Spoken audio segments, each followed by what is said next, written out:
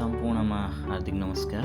आज म धनगढी उपमहानगरपालिकाले सञ्चालन गरेको सिफ्ता रोजगार मेला अवलोकन गर्न गइरहेको छु। यस सिप तथा रोजगार मेलामा मलाई नेपाल युथ फाउन्डेसनका जगतराम थारू सरले अवलोकन गराउँदै हुनुहुन्छ र हामी सँगसँगै अवलोकन गरिरहेका छौँ।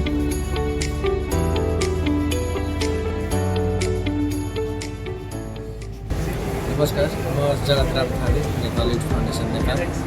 अहिले धनगढी उपमहानगरपालिकाले सञ्चालन गरेको सिप तथा रोजगार मेलामा टोटल चाहिँ 29वटा ट्रेडमा चाहिँ विधा भन्छ क्या 29वटा विधामा चाहिँ तालिम सञ्चालन भएको छ, जसमध्ये नेपाल युथ फाउन्डेसन नेपालले चाहिँ 60वटा ट्रेडमा अहिले हामी सञ्चालन गरेको छौँ तालिमहरू।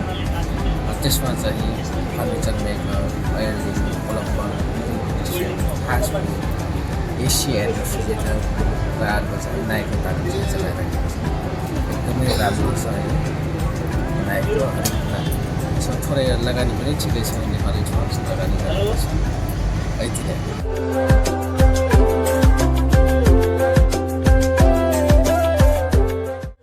ल यो 60वटा ट्रेडमा हाम्रो चाहिँ टोटल चाहिँ 38जना महिला 143 जना गरी टोटल चाहिँ 60वटा ट्रेडमा हामी 181 जना तालिम दिइराखेको छौँ।